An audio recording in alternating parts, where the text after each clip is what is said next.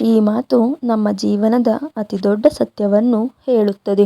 ಮನುಷ್ಯನ ಬದುಕು ಒಂದೇ ಒಂದು ಕೆಲಸ, ಒಂದೇ ಒಂದು ಯಶಸ್ಸು ಅಥವಾ ಒಂದೇ ಒಂದು ವ್ಯಕ್ತಿಯ ಮೇಲೆ ಅವಲಂಬಿತವಾಗಿರಬಾರದು.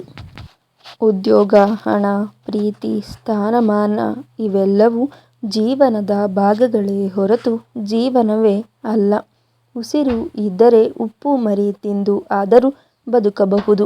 ಬದುಕು ಎಂದರೆ ವೈಭವವಲ್ಲ, ಬದುಕು ಎಂದರೆ ಉಸಿರು. ಆ ಉಸಿರು ನಿಂತರೆ ಎಲ್ಲವೂ ಮುಗಿದು ಹೋಗುತ್ತದೆ.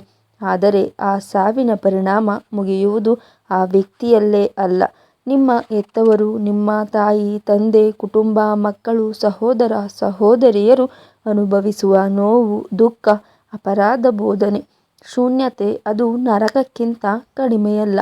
ಒಂದು ಕ್ಷಣದ ನಿರ್ಧಾರ ಅನೇಕ ಜೀವಗಳನ್ನು ಜೀವಂತವಾಗಿಯೇ ಸುಡುವಂತೆ ಮಾಡುತ್ತದೆ. ಉದ್ಯೋಗ ಸಿಗಲಿಲ್ಲ, ಪ್ರೇಮದಲ್ಲಿ ವೈಫಲ್ಯ ಆಯಿತು, ಹಣಕಾಸಿನಲ್ಲಿ ನಷ್ಟವಾಯಿತು, ಇವೆಲ್ಲವೂ ಜೀವನದ ಹೊಡೆತಗಳು. ಆದರೆ ಹೊಡೆತಗಳು ಬಂದಾಗಲೇ ಬದುಕಿನ ಶಕ್ತಿ ಗೊತ್ತಾಗುತ್ತದೆ. ಪ್ರತಿಯೊಬ್ಬ ಯಶಸ್ವಿ ವ್ಯಕ್ತಿಯ ಹಿಂದೆಯೂ ಸೋಲು, ಅವಮಾನ, ಕಣ್ಣೀರು, ಹತಾಶೆ ಇದೆ. ಸೋಲು ಎಂದರೆ ಅಂತ್ಯವಲ್ಲ, ಅದು ಒಂದು ತಿರುವು ಮಾತ್ರ. ಇಂದಿನ ಕಷ್ಟಗಳು ನಾಳೆಯ ಪಾಠಗಳಾಗಬಹುದು. ಆದರೆ ಜೀವವೇ ಇಲ್ಲದಿದ್ದರೆ ಆ ನಾಳೆ ಕಾಣುವುದೇ ಇಲ್ಲ. ಸಾವಿನ ನೋವು ಸತ್ತವನಿಗೆ ಗೊತ್ತಾಗುವುದಿಲ್ಲ, ಅದು ಜೀವಂತ ಇರುವವರಿಗೆ ಮಾತ್ರ ಗೊತ್ತಾಗುತ್ತದೆ.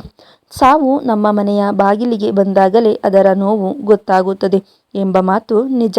ಯಾರಾದರೂ ಆತ್ಮಹತ್ಯೆ ಮಾಡಿಕೊಂಡ ಮನೆಗಳಲ್ಲಿ ನಗು ಶಾಶ್ವತವಾಗಿ ಮೌನವಾಗುತ್ತದೆ. ಹಬ್ಬಗಳು ವಿಷಾದವಾಗುತ್ತವೆ. ಪ್ರತಿದಿನವೂ ನಾವು ಏನು ತಪ್ಪು ಮಾಡಿದೆವು ಎಂಬ ಪ್ರಶ್ನೆ ಆ ಮನೆಯವರನ್ನು ಕಾಡುತ್ತಿರುತ್ತದೆ. ಈ ದೇಶದಲ್ಲಿ ಎಷ್ಟೋ ಕೆಟ್ಟವರು, ಮೋಸಗಾರರು, ವಂಚಕರು ಯಾವುದೇ ಪಶ್ಚಾತ್ತಾಪವಿಲ್ಲದೆ ಬದುಕುತ್ತಿದ್ದಾರೆ.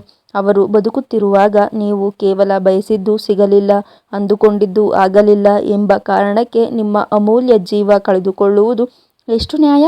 ನೀವು ಕೆಟ್ಟವರೂ ಅಲ್ಲ, ಸೋತವರೂ ಅಲ್ಲ. ನೀವು ಕೇವಲ ಕಷ್ಟದಲ್ಲಿರುವ ವ್ಯಕ್ತಿ. ಕಷ್ಟ ಶಾಶ್ವತವಲ್ಲ, ಆದರೆ ಸಾವು ಶಾಶ್ವತ. ಉದ್ಯೋಗ ಸಿಕ್ಕಿಲ್ಲ ಅಂದರೆ ನಿಮ್ಮ ಮೌಲ್ಯ ಕಡಿಮೆಯಾಗಿದೆ ಎಂದರ್ಥವಲ್ಲ. ಪ್ರೇಮ ವೈಫಲ್ಯ ಅಂದರೆ ನೀವು ಪ್ರೀತಿಗೆ ಅರ್ಹರಲ್ಲ ಎಂಬುದಲ್ಲ. ಹಣಕಾಸಿನ ನಷ್ಟ ಅಂದರೆ ನಿಮ್ಮ ಜೀವನವೇ ನಷ್ಟವಾಗಿದೆ ಎಂಬುದಲ್ಲ. ಜೀವನ ದೊಡ್ಡದು, ಅವಕಾಶಗಳು ಅನೇಕ. ಒಂದು ಬಾಗಿಲು ಮುಚ್ಚಿದರೆ ಮತ್ತೊಂದು ಬಾಗಿಲು ತೆರೆಯುತ್ತದೆ. ಆದರೆ ಬದುಕಿದ್ದರೆ ಮಾತ್ರ.